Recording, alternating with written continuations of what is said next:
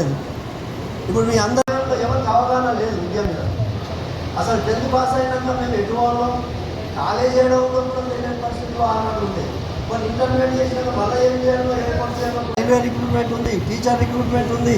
మంచి మంచి అవగాహన పెంచుకొని మీరు మంచి అంతేకాకుండా గవర్నమెంట్ స్కూళ్ళలోనే గవర్నమెంట్ కాలేజీలలోనే చేయకండి. నేను ముఖ్యంగా చెప్తాను, ఎక్కడ కూడా లేదా చదివి ఈ స్థాయికి ఎదిగిన వాళ్ళము మీకు ఇప్పుడు చాలా అప్పుడు చదువుకుందామంటే కాలేజ్ ఇలాంటి సౌకర్యాలు లేవు మా పక్కన.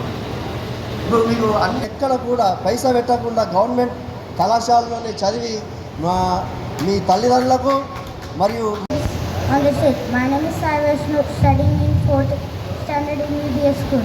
I am very happy to participate in this program with my grandpa. Hoping he will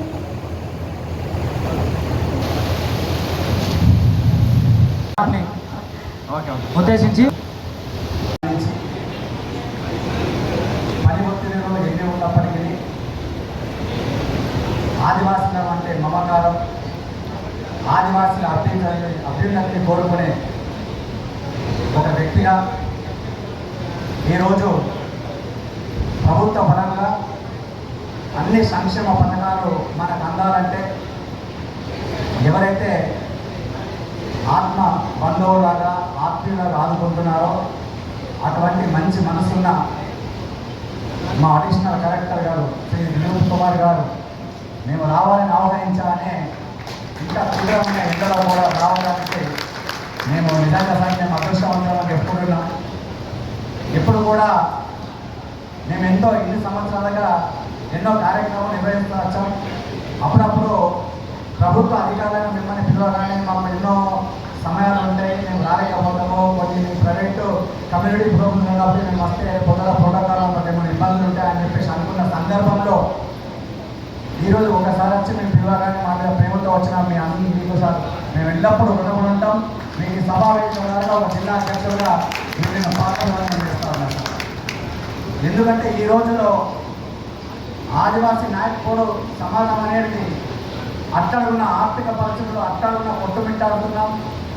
మా పెద్దలందరూ కూడా గత కొన్ని సంవత్సరాలుగా మా అభివృద్ధిల కొరకు అహర్నిశలు క్షమిస్తూ ఎక్కడ కూడా ప్రభుత్వ పరంగా వచ్చే డబ్బులను తీసుకొని ఎదగాలని మాత్రం ప్రయత్నం చేయలేదు సార్. ఎందుకంటే సరస్వతి కటాక్షం అనేది మాకుంటే తద్వారా ఉద్యోగాలు సంపాదించి తద్వారా ఇంకా ఉన్నతమైన పరిశ్రమ నిలబడిపించి మరి సమాజంలో ఇంకా అక్కడ ఉన్న వాళ్ళకు మార్గదర్శకంగా ఉండాలా, మనం ఎప్పుడు చదువును ఆపేక్షించాలా, చదువునే కోరుకోవాలా, చదువుతారని అభివృద్ధి అని చెప్పేసి నమ్మినటువంటి మొట్టమొదటి ఒక సమాజం అంటే మా నాయకపోవడమని గర్వంగా చెప్పుకుంటున్నాం సార్. ఎక్కడ కూడా మేము ఎప్పుడు కూడా ఏ ప్రభుత్వ పథకాలు మేము తీసుకోలేదు సార్. కేవలం మా దృష్టి అంతా ఎడ్యుకేషన్ మీద ఉంచి గతంలో 1976 ప్రాంతంలో ఒక 2-3 ఎంప్లాయీస్ ఉంటే ఈరోజు అన్ని రంగాల్లో సార్ ఉద్యోగాలు అయితేనేమి, మరి ఇంజనీరింగ్ అయితేనేమి, డాక్టర్ అయితేనేమి, ఇంకా వివిధ రంగాల్లో ఎన్ని రంగాలు ఉంటే అన్ని రంగాల్లో అందరూ కలిసి ఈరోజు నిజామాబాద్ వ్యాప్తంగా సుమారుగా 400 పెన్షన్లు ఉద్యోగస్తులని చెప్పేసి మేము తెలియజేసుకుంటున్నాం సార్. మరి ఈ అందరి కారణం విద్యా వ్యవస్థ. మరి మేము విద్య మీద ఎందుకు ఫోకస్ చేస్తున్నామంటే ప్రభుత్వ సంక్షేమ పథకాలు ఎప్పుడు కూడా మాకు అందులేవు సార్. ఎంత కష్టపడిన అందరినీ అది ఒక ద్రాక్షలాగా మిగిలిపోతుంది. కాబట్టి ఇది మేము విద్య చదువుకునే తప్పని మేము ఉన్నతిగా సాధించాలా, దాని మీద ఉపాధి అవకాశాలు ఎక్కువైనా ఒక మంచి సదావకాశంతోనే ఇలాంటి ప్రోగ్రామ్ తీసుకోవాలన్నాము. మా వాళ్ళు చాలామంది ఉంటారు సార్. మా తల్లిదండ్రులు మాకు సరైన మోటివేషన్ లేక మేము చాలా సందర్భంలో నేను కూడా ఒక హెడ్ మాస్టర్గా మాత్రమే కూడా రిక్రూట్మెంట్ అయినా సార్. సెప్టెంబర్లో రిక్రూట్మెంట్ అయినా కానీ నాకు ఎన్నో ఆశలు ఉండే ఆశయాలు ఉండే లేక మేము పై చదువులకు వెళ్ళలేకపోయినాం సార్.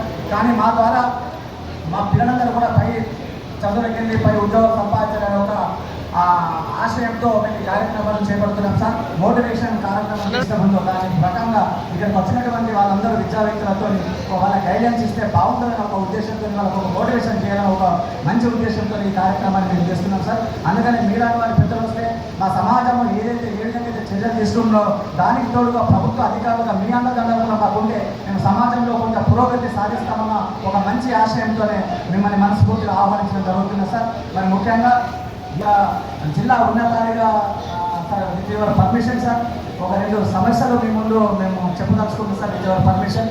ఎందుకంటే సార్ ఇక్కడ మాకు ఒకప్పుడు సరైన గుర్తింపు లేదు ఇక్కడ. నాగపూర్ అంటే ఎవరు అన్న భావన ఉండేది సార్ ఒకప్పుడు 1976 బిఫోర్. ఎందుకంటే మేము అక్కడికి ఎన్నో ఆదిలాబాద్ నుంచి ఇంకా చుట్టుపక్కల నుంచి ఈ గోదావరి పరిహా ప్రాంతం నుంచి వలస వచ్చినాం కాబట్టి మాకు సరైనటువంటి గుర్తింపు లేక మేము ఎస్టీలు అంటే ఎవరు, మీరు ఎస్టీలు అంటే గోన్స్ కదా, గోన్ అంటే ఆదిలాబాద్ కదా, మీరు ఇక్కడ లేరు కదా అన్న ఉద్దేశంతో మాకు అప్పుడు ఏం పని చేస్తున్నారు మీరు సార్. మా పెద్దలు అంటే ఎగ్జాంపుల్ చెప్తే మా తాతలు గాను కొట్టారు సార్. సో అంటే మీరు గాను కొడతామంటే గానులోదు కదా, పీసీపీ కదా అన్న పీసీపీ చేసిన ఫీజు నాకు అవగాహన లేదు. నేను మొత్తం నా స్టడీ అంతా పీసీపీ నేను చేసిన సార్. కానీ మాకు గుర్తింపు ఇచ్చి ప్రభుత్వం ఎప్పుడైతే మాకు సర్టిఫికేట్ ఇవ్వాలని జీవో నెంబర్ 11 జీవో నెంబర్ 144 మాకు ఇచ్చారో గవర్నమెంట్ తరఫున, అప్పుడు మాత్రం నేను సర్టిఫికేట్ తీసుకొని ఈ ఎస్టీ సర్టిఫికేట్గా నేను ఉద్యోగం పొందిన విషయాన్ని మీ ముందు నేను చేస్తా ఉన్నా సార్. కానీ దాన్ని కొంతమంది పెద్దలు, కొంతమంది అధికారులు సార్ అనాలోచితంగా ఆలోచించు 1970s కన్నా మీరు లేరు కదా ఇప్పుడు ఇట్లా వచ్చారు అని చెప్పేసి మమ్మల్ని మొన్నటికి మొన్న డిఎస్సిలో సెలెక్షన్ కాబట్టి సర్టిఫికేట్ వెరిఫికేషన్ కూడా హైదరాబాద్ వెళితే అక్కడ ఉన్నటువంటి వెరిఫికేషన్ ఆఫీసర్స్ సార్ అంటే ప్రత్యేకించి ఒక వర్గానికి సంబంధించినటువంటి ఆఫీసర్స్ ఉన్నారు. ఆ వర్గం వారు మమ్మల్ని కించపరిచే విధంగా there is no any Nagpur community Nizamabad district, మీరు నాగ్పూర్ గారు, మీ సంస్కృతి లేదు, సంప్రదాయం లేదు, మీరు ఇక్కడ చెల్లిపోండి అని చెప్పేసి మమ్మల్ని అంటే నిష్కలంశంగా నిర్లక్ష్యంగా మమ్మల్ని వెళ్ళగొడుతున్నారు సార్. అక్కడ నుంచి వెళ్ళగొట్టిన తర్వాత మళ్ళీ మేము నిజామాబాద్ వచ్చి డిఎస్ఏలో కూర్చొని మళ్ళీ మేము ఇక్కడ నుంచి ఎంఆర్ఓతో మేజిస్ట్రేట్తో మన మీ కలెక్టర్ ద్వారా అక్కడ వచ్చేసి కూర్చొని మేము అన్ని ప్రూవ్ చేసుకుంటే మళ్ళీ అక్కడ సీట్లు ఇస్తున్నారు సార్. ఇప్పుడు ప్రత్యేకించి చెప్పారంటే కామారెడ్డి జిల్లాలో సార్ ఈ పోయిన అకాడమిక్ ఇయర్ ఈ అకాడమిక్ ఇయర్లో సుమారు 40 మంది విద్యార్థులు సర్టిఫికేట్ లేక వాళ్ళ విద్యను కోల్పోయారు సార్. గురుకులంలో సీట్లు ఇవ్వలేదు సార్. ఇప్పటికీ ఎస్ఎస్సి పాస్ అయితే కూడా పోతే కూడా సర్టిఫికేట్ ఇస్తారు సార్. ఇంటర్మీడియట్ పోదామంటే మాకు ఇస్తలేరు. మాకు రాజకీయ అండదండలు లేవు సార్. ఆర్థికంగా మేము ఎదగలేము. మాకు ఒక ఎమ్మెల్యే కానీ మాకు ఎంపీ కానీ ఈవెంతో మా దగ్గర మొన్న వచ్చిన సర్పంచులు కొంతమంది ఎలక్షన్ అయ్యారు. కానీ రాష్ట్ర స్థాయిని స్థాపించే నాయకులు మాకు లేకపోవడం వల్ల, మా అత్యధిక జనాభా లేకపోవడం వల్ల మమ్మల్ని ఒక తీసి పారేసి మీరు వెళ్ళిపోండి అని చెప్పేసి మెడబెట్టి ఒక గంటేశ్వరి ఒక తప్ప మరి ఇంకా ఇది జరుగుతున్నా సార్. మీ పెద్దలు మీ దృష్టికి తీసుకొస్తున్నారు సార్. దీని మీద మీరు కొంచెం పరిశీలన చేసి మాకు మా న్యాయమైన కోరికను మరి ఇక్కడ సచ్ బిలాంగ్స్ టు నాగ్పూర్ అంటూ నిజామాబాద్ జిల్లాలో సుమారు 35,000 మంది ఉన్నాం సార్. మీ తమరికి మన ప్రజావాణి కూడా నేను ఒక రిప్రజెంటేషన్ ఇవ్వడం జరిగింది. 4,392 ఫ్యామిలీస్ ఉన్నాయి సార్. 35,000 మంది జనాభా ఉన్నాం నిజామాబాద్ జిల్లా అని చెప్పినాము. మరి ఇంతమంది ఉన్నా కూడా మమ్మల్ని లేరు అని చెప్పడం అనేది కొంచెం ప్రభుత్వ నిర్లక్ష్య వైఖరి అది ఉన్నా సార్. ప్రభుత్వ నిర్లక్ష్యంతో పాటు అధికారులు కూడా మాకు సహకారం సరిగ్గా అందజేస్తలేదు సార్. ఈ విషయాన్ని మీ దృష్టికి తీసుకొస్తున్నా. దయచేసి దీని మీద మీరు కొంచెం శ్రద్ధ పెట్టి మాకు న్యాయం చేయాలని చెప్పేసి ఈ వేదిక ద్వారా నేను మనం చేస్తున్నాను సార్. Thank you sir. మరి ఇప్పటికే కాలాతీతమైంది కాబట్టి మేము ఇక్కడ సరే భీమన్న ఉత్సవాలు సార్ మీరు ప్రోగ్రామ్ అయిన తర్వాత మాకు గుడి చూపిస్తారు. ఒకసారి గుడిని దర్శించుకొని మీరు ఉండే అవకాశం ఉంటే మళ్ళీ ఒకసారి మళ్ళీ చేద్దాం సార్. కార్తీక మాసంలో బ్రహ్మాండంగా ఉత్సవాలు చేస్తాం సార్ ఇక్కడ మా సంస్కృతి సంప్రదాయాలకు అనుగుణంగా. కాకపోతే ఏంటంటే సార్ ఇప్పుడు పూర్వకాలం కూడా ఇప్పటికంటే సివిలైజేషన్ అనేది పెరుగుతున్నది, నాగరికత అనేది పెరుగుతుంది కాబట్టి కొంతమంది పిల్లలు హాస్టల్ చదువుకున్నాం, ఇంకెక్కడో చదువుకున్నాం, కొంత మర్చిపోయే సంస్కృతి ఉంటే ఉండొచ్చు కాదంటలేదు. కానీ అంత మాత్రాన మీరు నాగపూర్ కాదు అని చెప్పడానికి అయితే వీలేదు కదా సార్ అనే జీవులు ఉండగా. కాబట్టి ఈ దృష్టిని మీరు పెట్టాలి. తద్వారా నేను ఏమని చెప్తున్నా అంటే మరి పిల్లలందరూ కూడా చక్కగా చదువుకొని ఈరోజు మీరు అందరూ చూస్తూ ఉన్నారు ఎంత కష్టపడితే మనం ఈ స్థాయికి వస్తున్నామో. దయచేసి మీ అందరూ కూడా ఇప్పుడు పెద్దలు చెప్పారు అందరూ మీకు ఇప్పుడు అందరికీ ప్రతి ఒక్క స్టూడెంట్కు ఒక నోట్బుక్ ఇచ్చాం, ఒక పెన్ ఇచ్చామా? అది కేవలం ఇంటికి తీసుకుపోయి పెట్టుకోవడానికి కాదు. మేము కేవలం ఇక్కడ వచ్చిన పెద్దలు ఇప్పుడు మేసినేని రాజన్న గారు ఉన్నారు, సాంస్కృతిక మరి పరిరక్షణ స్వచ్ఛంద సేవ సభ్యులు స్టేట్గా ఉన్నారు. ఇప్పుడు ఇక్కడ మన రాయమల్లు ప్రశాంత్ గారు హైకోర్టు అడ్వకేట్ ఉన్నారు. వీళ్ళందరూ మన సమాజ వర్గానికి సంబంధించిన వాళ్ళు. మనకు ఏమైతే సంస్కృతి సంప్రదాయాలు ఉంటాయో అవన్నీ కూడా మరి మీకు విపులంగా బోధిస్తారు. కాబట్టి దాని చెప్పిన అంశాలను కొంచెం మనం మీరు నోట్ చేసుకొని రేపు రాబోయే రోజు మన వెరిఫికేషన్ సర్టిఫికేట్ అప్పుడు దీనికి సరైనటువంటి ఆన్సర్ వాళ్ళు అడిగితే మనం ఇస్తే కనుక మరి మనకి సమస్యకు తక్షణమే పరిష్కారం దొరుకుతుంది. ఏది ఏమైనా మనం ఎప్పుడు కూడా భయపడే అవసరం లేదు. మనం దొంగలంగామో మేము నిజమైన ఆదివాసీ వారసులం నాయకులు ముందు బిడ్డలం కాబట్టి మన యొక్క పోరాటం ఉన్నది.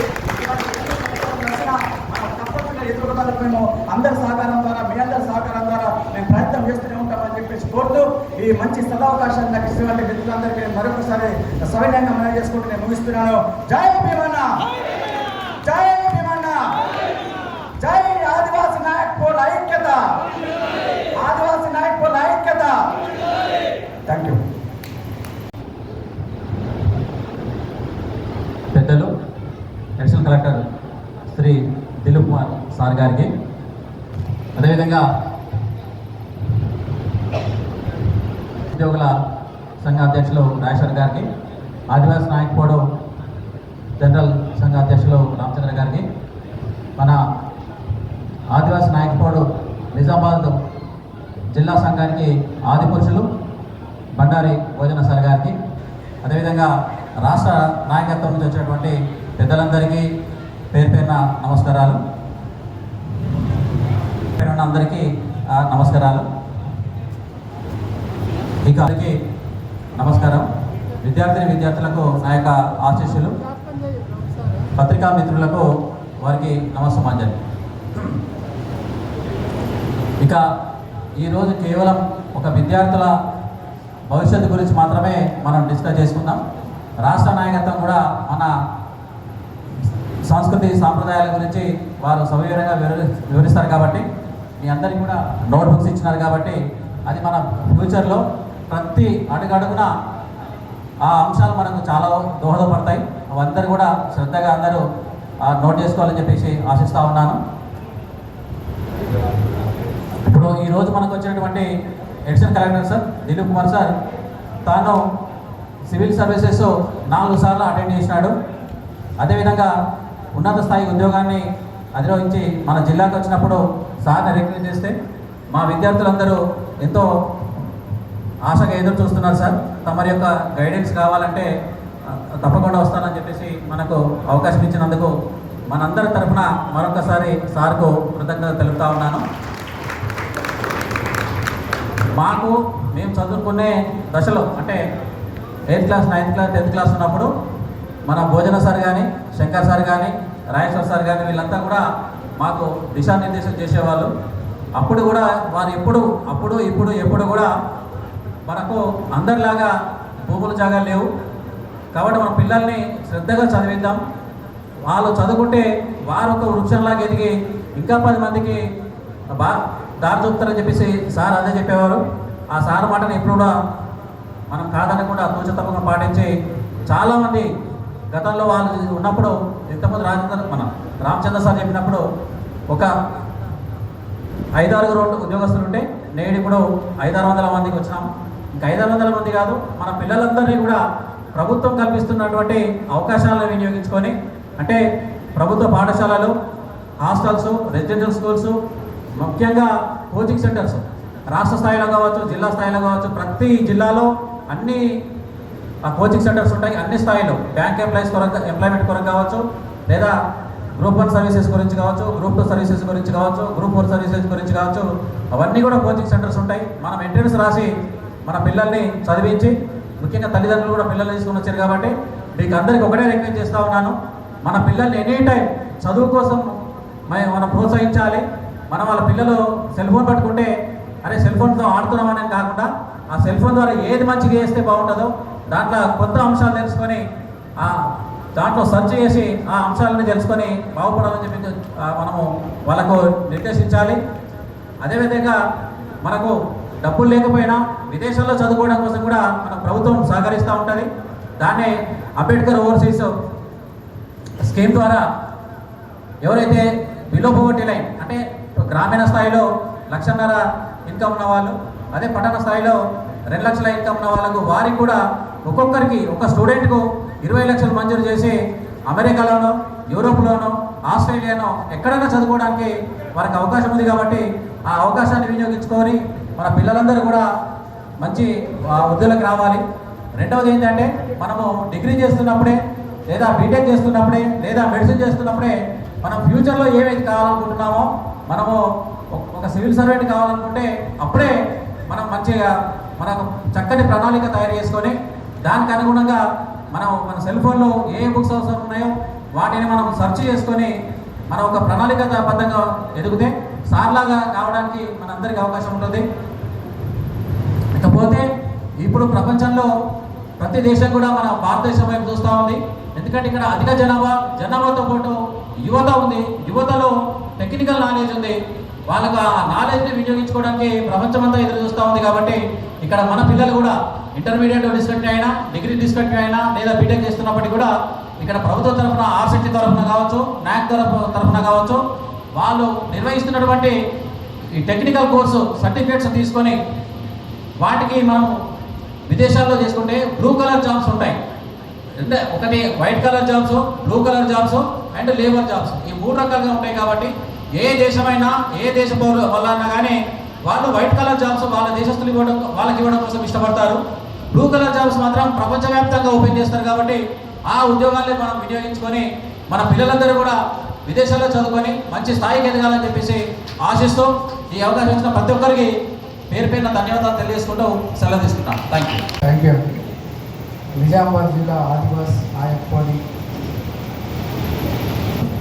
అలాగే రాష్ట్ర స్థాయి నాయకత్వానికి మరియు ఈ కార్యక్రమానికి ఇచ్చేసినటువంటి డయాస్పరీ ఉన్న పెద్దలందరికీ, అలాగే ఈ కార్యక్రమంలో పాల్పంచుకుంటున్న విద్యార్థులకు వారి యొక్క తల్లిదండ్రులకు, ప్రెస్ మిత్రులకు అందరికీ హృదయపూర్వక నమస్కారం. నిజంగా కూడా ఈరోజు మాకు చాలా ప్రోగ్రామ్స్ ఉండే, బట్ మిత్రులు సాయన్న గారు రిక్వెస్ట్ చేయడం వలన సో ఈ కార్యక్రమానికి రావాలని చెప్పేసి నేను నిశ్చయించుకొని వచ్చాను. ఎందుకంటే చాలామంది కూడా విద్యార్థులు అంటే ఇది చాలా ఒక డెసిసివ్ స్టేజ్లో ఉన్నారన్నమాట. అంటే 10th క్లాస్ అయిపోయిన తర్వాత, ఇంటర్మీడియట్ అయిపోయిన తర్వాత ఏం చేయాలి, ఏం చదవాలి అనేది ఒక క్లారిటీ లేక కొంత సతమతం అవుతూ ఉంటారు. ఎందుకంటే తల్లిదండ్రులు ఒకటి చెప్తారు, తల్లిదండ్రుల యొక్క ఆలోచన విధానం వేరే ఉంటుంది, మిత్రులు వేరే రకంగా చెప్తూ ఉంటారు, తర్వాత స్టూడెంట్స్ ఇంకో రకమైన ఆలోచన ఉంటుంది. అంటే అన్ని రకాలైన ఆలోచనలతో మైండ్ నిండిపోయి ఉంటుంది. సో ఏది ఎంచుకోవాలి, 10th క్లాస్ తర్వాత ఇంటర్మీడియట్ తీసుకున్నప్పుడు బైపీసీ తీసుకోవాలా, ఎంపీసీ తీసుకోవాలా, లేకుంటే ఎంఈసీ తీసుకోవాలా, సిఈసీ తీసుకోవాలా, హెచ్ఈసీ తీసుకోవాలా, డిఫరెంట్ సబ్జెక్ట్స్ ఏది తీసుకోవాలనే దాని మీద కొంత డౌట్ ఉంటుంది, కొంత ఏమంటారు జస్ట్ అలా ఉండిపోతారు అన్నట్టు. సో ఈ సర్కమ్స్టాన్సెస్లో మనకు ప్రాపర్గా గైడెన్స్ ఇచ్చి తర్వాత కొంత మనకు పుష్ చేయగలిగితే డెఫినెట్గా వాళ్ళు ఉన్నత స్థాయి కుటుంబానికి సంబంధించిన పిల్లలైనా, తర్వాత కింది స్థాయి కుటుంబాలకు సంబంధించిన పిల్లలైనా అద్భుతాలు సృష్టిస్తారండి. అదైతే పక్కన ఆదివాసీ కుటుంబానికి సంబంధించిన పిల్లలైనా కూడా ఈరోజు చాలా బాగా చదువుకుంటున్నారు. దాదాపుగా ఇప్పుడు సాయన్న గారు చెప్పారు 31,500 సమయంలో జిల్లా మొత్తం పాపులేషన్ ఉంటే 500 మంది ఉద్యోగస్తులు ఉన్నారని చెప్పేసి అంటున్నారు. బట్ అది నా దృష్టిలో ఇంకా కూడా చాలా పెరగాలి, చాలా పెరగాలి. 31,500 మంది ఉంటే 31,000 ప్రతి కుటుంబంలో ఒక గవర్నమెంట్ ఉద్యోగం సాధించే విధంగా కృషి చేయాలని చెప్పేసి మీ అందరికీ రిక్వెస్ట్ చేసుకుంటాను. ముఖ్యంగా ఒకటి గుర్తుపెట్టుకోవాలి స్టూడెంట్స్కి అందరికి, మిగతా అన్నీ కూడా పాలసీ మ్యాటర్స్ అవన్నీ నేను మాట్లాడాను, ఎందుకంటే అందరూ కూడా మాట్లాడారు. కాబట్టి స్టూడెంట్స్ అందరూ ఒకటే గుర్తుపెట్టుకోవాలి, all human brains are equal, but the degree of intelligence varies from person to person. All human brains equal, అందరికీ అదే బ్రెయిన్ ఉంటుంది, అందరికీ అదే బ్రెయిన్ ఉంటుంది, but the degree of intelligence varies from person to person. ఒక person కానీ ఇంకో పర్సన్కు ఇంటెలిజెన్స్లో తేడా ఉంటుంది. ఎందుకు తేడా ఉంటుంది? అది ఎవరైతే బ్రెయిన్ బాగా యూజ్ చేస్తారో, బ్రెయిన్కి ఎప్పుడు పని చెప్తారో వాళ్ళ బ్రెయిన్ షార్ప్గా ఉంటుంది. ఎవరైతే బ్రెయిన్ పని చెప్పారో వాళ్ళ బ్రెయిన్ అలా ఉండిపోతుంది. బట్ కెపాసిటీ లేక కాదు, అందరి హ్యూమన్ బ్రెయిన్స్ మాత్రం ఈక్వల్ కెపాసిటీ ఉంటుంది, అది గుర్తుంచుకోవాలి. కాబట్టి మనం ఎక్కడ చదివినాం అనేది ముఖ్యం కాదు, ఎలా చదువుతున్నామో, ఎంత బాగా ఎగ్జామ్లో ప్రజెంటేషన్ ఇవ్వగలుగుతున్నాం అనేది గుర్తుంచుకోవాలి. మీకు అందరికీ తెలుసు, ఒక స్టూడెంట్ టాపర్ అయ్యాడు, ఇంకో స్టూడెంట్ ఫెయిల్ అయ్యాడని అనుకోండి, బట్ అందరు స్టూడెంట్స్ చదివితే ఒకటే ఆ సేమ్ కైండ్ ఆఫ్ సిలబస్ చదువుతారు, సేమ్ కైండ్ ఆఫ్ బుక్స్, ఆ బుక్స్ రాసిన ఆథర్స్ కూడా అందరు సేమే ఉంటారు. బట్ కొందరు టాపర్స్ అవుతారు, కొందరు ఫెయిల్ అవుతారు అన్నట్టు. టాపర్స్ ఏంటంటే మన ఇంటర్ప్రిటేషన్, మనం ఏదైతే చదువుకున్నామో చదువుకున్న దాన్ని పేపర్ మీద పర్ఫెక్ట్గా పెట్టగలగాలి. అది ఎప్పుడు పెట్టగలుగుతాము? స్టూడెంట్స్ అందరూ ఆలోచించారు, రిపీటెడ్గా మీరు చదివిన దాన్ని మళ్ళీ పేపర్ మీద పెట్టడం నేర్చుకోవాలి. మీరు జనరల్గా ఏమనుకుంటారు, స్టూడెంట్స్ ఉన్నప్పుడు ఇది చదివేసిన ఈ లెసన్ పర్ఫెక్ట్గా నాకు వచ్చేసింది అని చెప్పేసి మనం చాలా కాన్ఫిడెంట్గా ఉంటాం. బట్ మనకు ఎగ్జామ్లో మనం ఎప్పుడైతే క్వశ్చన్ పేపర్ నుంచి అంతా రాయడం స్టార్ట్ చేస్తామో పెన్ స్టక్అప్ అయిపోతూ ఉంటుంది, పెన్ అక్కడక్కడ ఆగిపోతూ ఉంటుంది. The reason behind is that మనకు ప్రాక్టీస్ లేకపోవడం అన్నది. సో ప్రాక్టీస్ ఉండాలంటే మనం చదివిన దాన్ని 4 సార్లు రాయాలి. తర్వాత కొంతమంది స్టూడెంట్స్ ఏమనుకుంటారు, నేను ఎంత చదివినా నాకు రిటెన్షన్ పవర్ ఉండట్లేదని అంటారు, జ్ఞాపక శక్తి ఉండట్లేదని అంటారు. ఒకసారి అర్థం కాకపోతే ఏం చేయాలి పిల్లలు? రెండోసారి చదవాలి. రెండోసారి అర్థం కాకపోతే మూడోసారి చదవాలి, మూడోసారి అర్థం 4వసారి చదవాలి. బట్ అర్థమైనంత వరకు చదువుతూనే ఉండాలి. టాపర్స్కు మొనకు ఉండే తేడా అదే ఉంటుందని అంటారు. కాబట్టి నాకు రాదు అనేది మాత్రం వదిలేయాలి, కానీ లక్ష్యం మాత్రం ఎప్పుడు ఉన్నతంగానే ఉండాలి. అత్యున్నత స్థాయి లక్ష్యాన్ని పెట్టుకోవాలి. మనం అట్లీస్ట్ మనం గ్రూప్ 1 ఆఫీసర్ కావాలంటే కనీసం మనం ఐఏఎస్ టార్గెట్ చేయాలి, సివిల్ సర్వీసెస్ టార్గెట్ చేయాలి, సివిల్ సర్వీస్ టార్గెట్ చేస్తే గ్రూప్ 1 ఖచ్చితంగా మనం సాధించడానికి అవకాశం ఉంటుంది. సో దయచేసి ఎక్కడి నుండి వచ్చినాం అనేది కాదు. నేను ఒక ఎగ్జాంపుల్ చెప్పాలి. నాకు ఒక మిత్రుడు ఉండే, నేను సివిల్ సర్వీస్ ఎగ్జామ్ రాసేటప్పుడు, ఈ came from the Adivasi family. తను చెప్పేవాడైనా ఎప్పుడైనా కానీ ఆయన పేరు చెప్పొద్దు. ఇప్పుడు తనకు ఐపీఎస్ వచ్చి వేరే రాష్ట్రంలో ఐపీఎస్ జాబ్ చేస్తుండో, ఈజ్ ఫ్రమ్ ఆదివాసీ ఫ్యామిలీ. తను ఒకసారి చెప్పాడన్నట్టు, నేను చదువుకునేటప్పుడు ఖచ్చితంగా ఏదో ఒక రోజు ఐఏఎస్ ఐపీఎస్ కావాలంటే మేము అదే అందరు రాష్ట్రం మన సర్కిల్ అంతా అలాగే ఉండేది మొత్తం. తను ఒక ఎగ్జాంపుల్ చెప్తుంది. తనకు అరౌండ్ 6th క్లాసులు ఉన్నప్పుడు, అంటే తను 11వ సంవత్సరం వచ్చే నాటికి కూడా అది ఎంత బాధ అనిపిస్తుందంటే ఆ సంఘటన ఇప్పటికీ నాకు గుర్తుకొస్తాయి. తను 6వ తరగతి చదువుతున్న రోజు ఒకరోజు బాక్స్ తీసుకొని రాలేదు స్కూల్కి, బాక్స్ తెచ్చుకోలేదు. అయితే టీచర్ ఎవరైతే క్లాస్ చెప్పే టీచర్ ఎవరైతే ఉంటారో ఆమె బాక్స్ తీసుకొచ్చింది. కానీ ఆ టీచర్కి ఆ రోజు సడన్గా కొంచెం సిక్ అయి జ్వరం వచ్చింది. ఆ బాక్స్ తినలేని పరిస్థితులు ఆమె ఉంటే బాక్స్ ఎవరైనా తీసుకొని వచ్చారా అని చెప్పేసి అంటే నేను తీసుకురాలేదు మేడం అని చేయొచ్చింది ఆ పిల్లడు. సో ఈమె బాక్స్ ఇచ్చింది, టిఫిన్ బాక్స్ ఇచ్చి నువ్వు తినబెట్టా అని చెప్పేసి అని ఇచ్చేసింది టీచర్. తిన్నాడు. తిన్న తర్వాత ఇమ్మీడియట్గా వామిటింగ్స్ అయినాయి పిల్లలు, ఇమ్మీడియట్గా వామిటింగ్స్ అయినాయి. ఈమె టీచర్ భయపడిపోయింది, ఎందుకు వామిటింగ్స్ అయినాయి, నేను బాక్స్ తెచ్చి తిన్నదానికి వామిటింగ్స్ అయినాయి బాధపడ్డాడు. బట్ తర్వాత పిల్లోడు ఏంటంటే ఆ బాక్స్ ఇస్తే గబా తినేసిండు. తర్వాత చెప్పిండు, ఏమని చెప్పిండు, ఈమె అడిగితే ఏమని చెప్పిండంటే తను పుట్టిన నుండి ఈ రోజు వరకు ఒక్కరోజు కూడా పప్పు అన్నం తినలేడంట. ఒక్కరోజు కూడా పప్పు అన్నం తినలేదు, కేవలం కారం మెతుకులో తిన్నాడంట. వాళ్ళ అమ్మన్న కారం మెతుకు, అంత పేదరికం అన్నమాట. సో అది రియాక్షన్ అయ్యి బయటికి వచ్చింది, వామిటింగ్ అయింది. సో అప్పటి నుండి ఆ టీచరు ఆ పిల్లోని అడాప్ట్ చేసుకొని అన్నీ కూడా తానే దగ్గరుండి వాళ్ళ కొడుకుల్లాగా ఈయనను కూడా చేసి పెడితే ఈ బికమ్ ఐపీఎస్ ఆఫీసర్ అండి. Now is working in Maharashtra. Maharashtra క్యాడర్లో పనిచేస్తున్నాడు, అత్యున్నత స్థాయిలో ఉన్నాడు ఇప్పుడు ఐపీఎస్ గారు.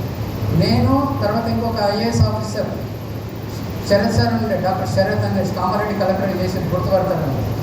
నేను శరత్ సారు, తర్వాత ఇంకొక చౌహాన్ సార్ అన్నాడు ఐపీఎస్ ఆఫీసర్. మా ముగ్గురిని చీఫ్ సెక్రటరీ గారు, మీకు తెలుసు కదా రష్యాకు తర్వాత ఉక్రెయిన్కు యుద్ధం అయినప్పుడు అక్కడ మెడికల్ కాలేజ్ స్టూడెంట్స్ అందరు కూడా అక్కడ ఉండిపోయారు, మనకు సంబంధించిన medical students. So medical students అందరినీ బాంబే వరకు గవర్నమెంట్ ఆఫ్ ఇండియా తెస్తే అక్కడ నుండి మనం హైదరాబాద్ తీసుకురావాలని మా ముగ్గురిని టీమ్గా చేసి బాంబే పంపించారు. మేము బాంబేలో 15 రోజులు ఒక స్టార్ హోటల్ ఇచ్చారు. స్టార్ హోటల్లో నేను, Sharath sir and Chauhan sir IPS officer. So పిల్లలందరినీ రిసీవ్ చేసుకోవడం, వాళ్ళందరినీ రిసీవ్ చేసుకోవడము, ఆ తర్వాత అక్కడి నుండి వచ్చిన తర్వాత మనం ఇక్కడికి పంపించడం ప్లాన్ చేసాం. బట్ అక్కడికి పోయిన తర్వాత నేను ఫోన్ చేసిన అన్నారు, మేము యాక్చువల్గా బాంబేకి వచ్చాము ఇలా అని చెప్పేసి అంటే, సో తను అత్యున్నత స్థాయిలో ఉన్నాడు కాబట్టి తన కాన్వాయ్ పంపించేసి మమ్మల్ని ఎయిర్పోర్ట్లో మమ్మల్ని రిసీవ్ చేసుకొని తర్వాత వాళ్ళ ఇంటికి తీసుకొని వెళ్ళి, అంటే అక్కడే ఉండే అన్న కూడా మాకు already government star hotel facilities కాబట్టి మేము అక్కడే ఉండాలన్నాం. కానీ తను చూపించిన ఆదరణ కానీ ఆ రోజు పోయినప్పుడు కూడా తను చెప్తాడన్న, ఈరోజు నేను మహారాష్ట్రలో ఇంత ఉన్నత స్థాయి ఐపీఎస్ ఆఫీసర్ ఉన్నానంటే కారణం ఆ రోజు ఆ టీచర్ చూపించినటువంటి మార్గ నిర్దేశనం అని చెప్పేసి చెప్తారు. సో నాకు ఎందుకు గుర్తుకొస్తుందంటే వీళ్ళందరూ కూడా ఇక్కడ డయాస్ మీద ఉన్న పెద్దలందరూ కూడా చాలా మటుకు చిన్న స్థాయిలో ఉన్నప్పుడు చాలా చాలా కష్టాలు పడుకొని ఈ స్థాయి వరకు రీచ్ అయ్యారు వాళ్ళు. బట్ జనరేషన్లో ఆ కమ్యూనిటీలో నెక్స్ట్ జనరేషన్ పిల్లలు మేము పడ్డ కష్టం మళ్ళీ ఆ పిల్లలు కష్టపడద్దు, తర్వాత మేము ఏదైతే వివక్షకు గురైనమో ఆ వివక్ష మా పిల్లలు ఎదుర్కోవద్దు, మా మన్మరణలు ఎదుర్కోవద్దు అనే ఒక సదుద్దేశంతో ఈరోజు ఇంత చక్కటి కార్యక్రమం నిర్వహిస్తున్నందుకు నాకు చాలా హ్యాపీగా ఉంటుంది. నిజంగా చెప్తున్నాను, చాలా చాలా హ్యాపీగా ఉంటుంది. నిజంగా ఎక్కడొక దగ్గర మార్పు రావాలి. ఆ మార్పు ఎలా అంటే ఇలాంటి పెద్దలు ఉన్నప్పుడు ఒక మార్పును తీసుకొస్తారు. బట్ మనం ఉన్నత స్థాయికి పోయిన తర్వాత మన కమ్యూనిటీని కానీ మన ఉన్నతికి ఎవరైతే సహకరించిన వాళ్ళని ఎప్పుడు కూడా జీవితంలో మర్చిపోవాలి. దయచేసి పిల్లలందరూ కూడా అది మైండ్లో పెట్టుకోవాలి. నేను ఈరోజు ఈ స్థాయిలో ఉన్నట్టు మా నాన్న బాగా చదువుకున్న వ్యక్తి, నిజంగా మా ఫాదరు బాగా చదువుకున్నాడు కాబట్టి చదువు యొక్క విలువ తెలిసాను. కాబట్టి చదివితే ఏ విధంగా ఉంటుంది భవిష్యత్తు అనేది నేర్పింది కాబట్టి మేము ఈరోజు ఇక్కడ మీ అందరికీ కూడా నిలబడగలుగుతాం. తర్వాత నాకు మా బ్రదర్స్ కూడా అదే అంటే మామూలు బాగా ఉన్నత స్థాయిలో ఉన్నాడు కాబట్టి ఏదో డబ్బులు సహాయము ఇంకేదో అడగాలని అనుకుంటాను. నేను ఒకటే చెప్తాను మా బ్రదర్స్ గారు, నాకు ఎప్పుడు మరి డబ్బులు అడగొద్దని చెప్తాను. మీ పిల్లలకి ఏం కావాలని నేను చూసుకుంటాను, ఎక్కడ చదివించాలని. ఇది చెప్పడము సందర్భోచితమో కాదో కానీ ఇప్పుడు మా బ్రదర్ ఉన్నాడు, మా బ్రదర్కి సంబంధించిన ఇద్దరు అబ్బాయిలు వాళ్ళిద్దరు కూడా హైదరాబాద్ పబ్లిక్ స్కూల్ బేగంపేట గురించి మీకు తెలుసు అనుకుంటారు. హైదరాబాద్ పబ్లిక్ స్కూల్ బేగంపేటలో నేను దగ్గర ఉండి నేను అడ్మిషన్ చేయించి వాళ్ళని చదివిస్తే వాళ్ళు ఇప్పుడు ఎక్కడో ఉన్నారు. మొత్తం ఎప్పుడు కూడా మన బంధువులు కానీ ఎవరైనా సరే మన కుటుంబంలో ఎవరైనా ఒక వ్యక్తి ఎదిగితే ఎంతసేపు మనకు ఆర్థికంగా ఉపయోగపడతాడో, 1,00,000 ఇస్తావా, 2 లక్షలు ఇస్తావా, 5 లక్షలు ఇస్తావా, ఇది ఎప్పుడు ఆలోచన చేయదు. ఒక కుటుంబంలో ఒక చదువుకున్న వ్యక్తి ఎదిగితే ఆ కుటుంబం మొత్తం అంతా పైకి వస్తుంది. ఎప్పుడు చదువు మీద ఫోకస్ చేయాలి. నేను హైదరాబాద్ పబ్లిక్ స్కూల్లో మా వాళ్ళకి ఎంట్రన్స్ రాపిస్తే అసలు ఏం రాలేదు. But Hyderabad public school chairman Shyam Mohan sir అని ఉంటారు, is very close to me. నేను పోయానికి రిక్వెస్ట్ చేసిన, సార్ ఇది అడ్మిషన్ అంటే అది మీ వాడు ఎంట్రన్స్లో ఫెయిల్ అయింది కదా, ఇప్పుడు అంటే లక్కీ డిప్ తీస్తున్నారు. ఇప్పుడు హైదరాబాద్ పబ్లిక్ స్కూల్కి లక్కీ డిప్ తీస్తున్నారు, లక్కీ లాటరీ ద్వారా చిట్టీలు తీసి ఇస్తున్నారు. బట్ చెప్పిన వాళ్ళు కానీ నాకు కంపల్సరీ సార్ నా బ్రదర్ వాళ్ళ సన్స్ నేను కంపల్సరీ చదివించాలి అని చెప్పేసి అంటే పాపం ఆయన ఒక board of director special meeting పెట్టించేసి ఒక సీటు పెంచి మా వాడికి సీట్ ఇవ్వడం జరిగింది. బట్ అందులో చదువుకున్నందుకు ఈరోజు వాడు ఎక్కడో ఉన్నాడు. మా బ్రదర్కు నేను అడిగినప్పుడల్లా డబ్బులు ఇచ్చుకుంటూ పోతే ఎప్పుడు కూడా పిల్లల మీద ఫోకస్ రాకుండాను. సో దయచేసి ఎవరైనా సరే మన కుటుంబంలో కానీ మన తమ్ముని పిల్లలు కానీ అన్న పిల్లలు కానీ ఎవరైనా సరే చదువు పరంగా ఉంటే మాత్రమే తప్పనిసరిగా మనం అందరం కృషి చేయాల్సిన బాధ్యత ఉంటుంది. ఒక కుటుంబంలో మనం ఎదగడమే కాదు, మనతో పాటు మన వారిని అందరూ కూడా బయటకు వెళ్ళే ప్రయత్నం చేస్తే డెఫినెట్గా ఉన్నత స్థాయికి వస్తారు. ఇంకొక ఉదాహరణ ఇక్కడ చెప్పాలి, డాక్టర్ గోపాల్ అని చెప్పేసి అని ఉస్మానియా మెడికల్ కాలేజ్ ఎంబీబీఎస్ చేసి తర్వాత ఐఏఎస్కి సెలెక్ట్ అయ్యి ఇప్పుడు తమిళనాడు గవర్నమెంట్లో మంచి ఉన్నత స్థానంలో పనిచేస్తూ ఉంటాడు. ఆయన ఒకటే వాళ్ళ కుటుంబంలో సేమ్ అంటే ఎస్టీ ఫ్యామిలీ నుండి ఆయన వచ్చిండు. శాలిగోరారం మండల్ అయినది. శాలిగోరారం మండల్లో వాళ్ళ కుటుంబంలో మొత్తం అందరూ 7 మంది అన్నదమ్ములు, ఈయన అందరికంటే చిన్నవాడు. సో ఈయన ఒక్కడే చదువుకున్నాడు, మిగతా వాళ్ళందరూ కూడా ఆ మిగతా 6 మంది అన్నదమ్ములు ఏమి చదువుకోలేదు, ఈయన ఒక్కడే చదువుకున్నాడు. ఈయన ఎంబీబీఎస్ అయిపోయినాక సివిల్స్ రాసిన తర్వాత ఐఏఎస్ ఇంటర్వ్యూకి పోయింది. ఐఏఎస్ ఇంటర్వ్యూకి పోతే ఇంటర్వ్యూలో ఒక ప్రశ్న అడిగింది ఆయన, ఏమని అడుగుతుంది అంటే మీ కుటుంబంలో ఇంతమంది ఉన్నారు కదా, ఎవరు చదువుకోలేదు, first graduate from your family కదా అని అంటే అవును సార్ మా ఫ్యామిలీలో మొట్టమొదటి గ్రాడ్యుయేట్ నేనే అని చెప్పేసి అంటే. సో ఆబ్వియస్గా మీకు మీ ఫ్యామిలీలో అందరు రెస్పెక్ట్ ఇస్తారన్నారు, మీ అన్నలు కానీ మీ వదినలు కానీ అందరు మీకు బాగా రెస్పెక్ట్ ఇస్తారు కదా అని వాళ్ళని ఇంకో బోర్డు మెంబర్ అడిగాడు ఇంటర్వ్యూలో. నో సార్ మా అన్నలు కానీ మా వదినలు కానీ నాకు ఎప్పుడు రెస్పెక్ట్ ఇయ్యారు, they don't give respect, they love me sir అని చెప్పేసి అని చెప్పినాడు. చిన్నోడు అనే ఉద్దేశం నన్ను లవ్ చేస్తారు, అంతా ప్రేమిస్తారు కానీ నాకు రెస్పెక్ట్ ఇయ్యారు సార్ అంటే. ఈ ఆన్సర్కు ఆయనకు 300 మార్కులకు 244 మార్కులు వేసిన ఇంటర్వ్యూ బోర్డు అన్నారు. సో ఎప్పుడైనా సరే మనం ఏదైనా ఇంటర్వ్యూ బోర్డు పోయినా ఉద్యోగం సాధించడానికి పోయినప్పుడు చాలా రిసోర్స్ఫుల్గా మనం యాక్ట్ చేయాలి. అప్పటికప్పుడు మనం చెప్పే ఆన్సర్ కానీ మనం చెప్పే విధానం కానీ చాలా పర్ఫెక్ట్గా ఉండాలి, రియాలిటీని రిఫ్లెక్ట్ అయ్యే విధంగా ఉండాలి, రియలిస్టిక్గా ఉండాలని.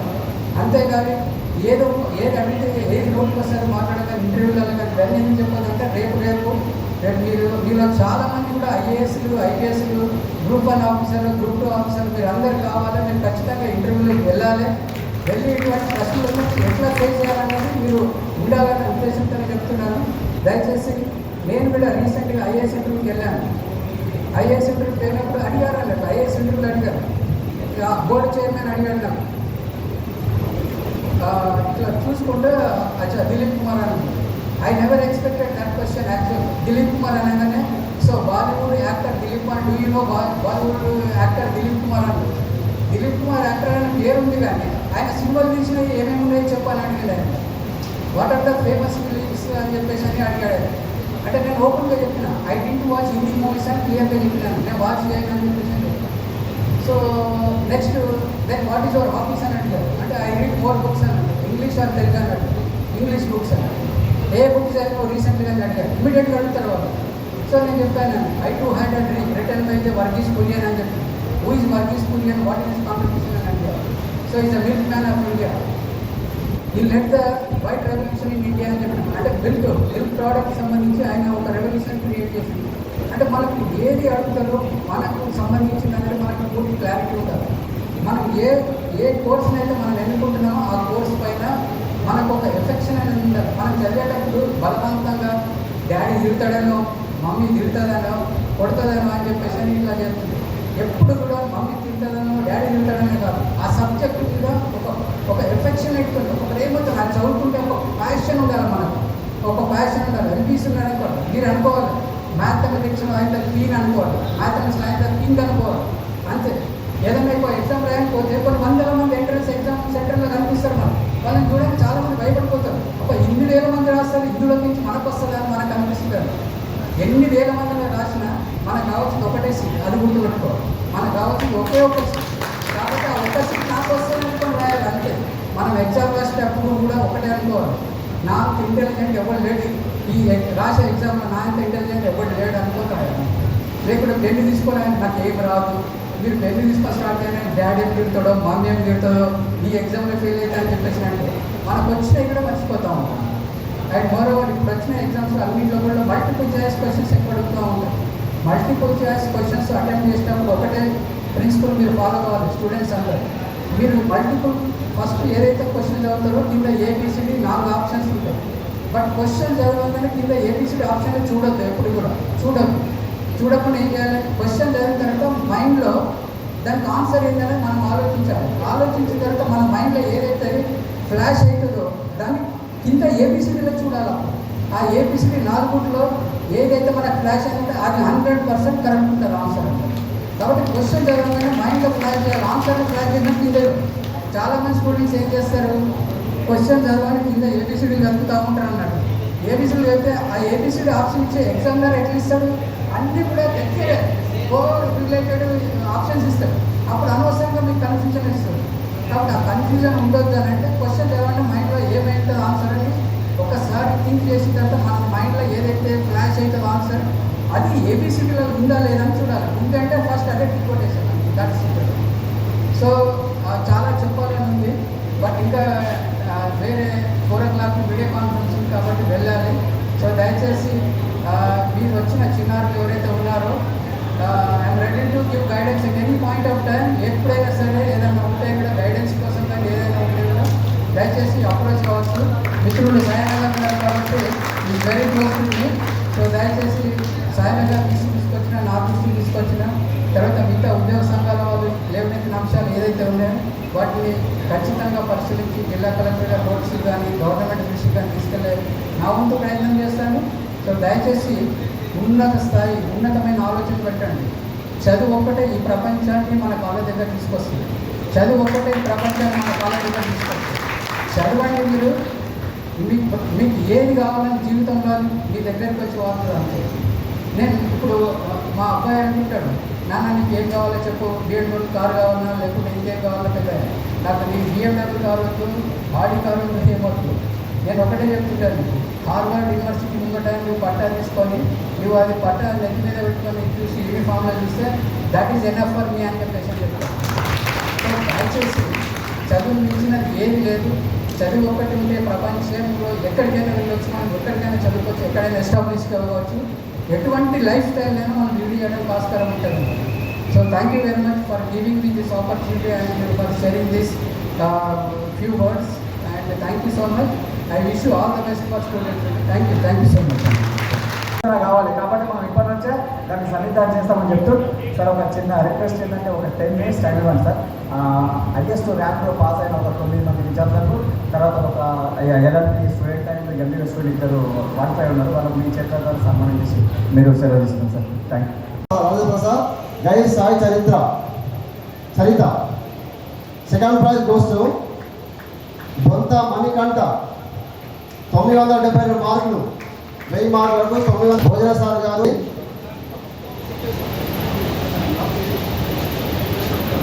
అదే ఇంటర్ సెకండ్ ఇయర్లో 3వ ప్రైజ్.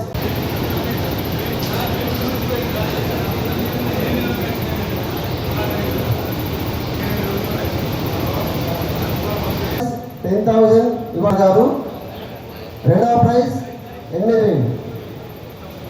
8,000 మన ఆదివాసి ముద్దుబిడ్డ జోషి శివాని 464 464. అదేవిధంగా 3వ ప్రైజ్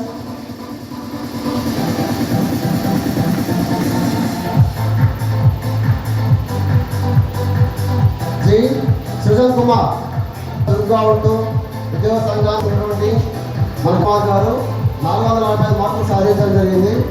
వారికి స్పెషల్ ధన్యవాదాలు చేస్తూ ప్రత్యేక ధన్యవాదాలు చేస్తా ఉన్నాను. 445 మార్కులు ఎంపీసీలో out of 470 marks.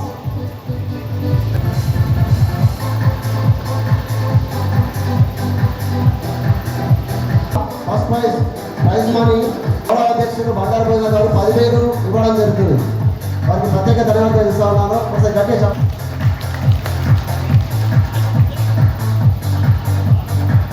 Doctor Mohan Babu వాస్తవ్యులు ఆర్మూరు వాస్తవ్యులు 565 మార్కులు. అనుగుంట అక్షయ 565 మార్కులు.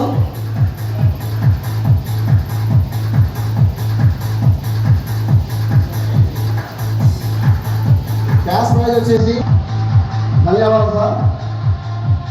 అదేవిధంగా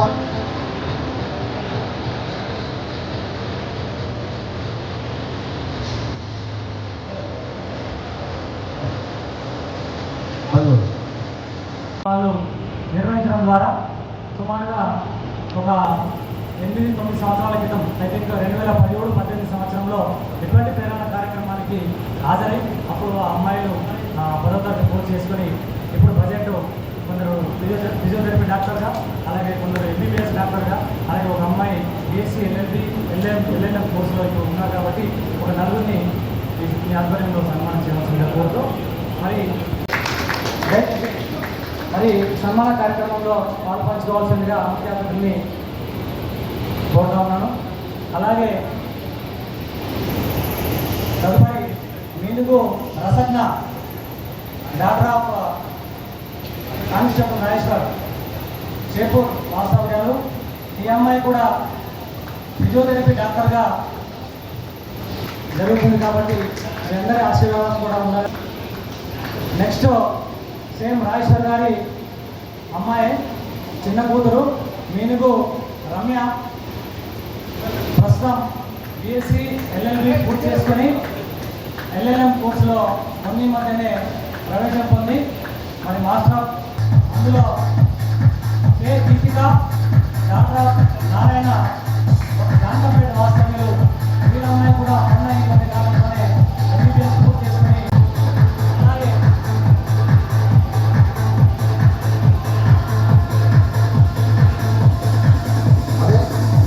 అదేవిధంగా మన ఆదివాసీ కుటుంబంలో మరొక డాక్టర్ ప్రణీత ఎంబీబీఎస్.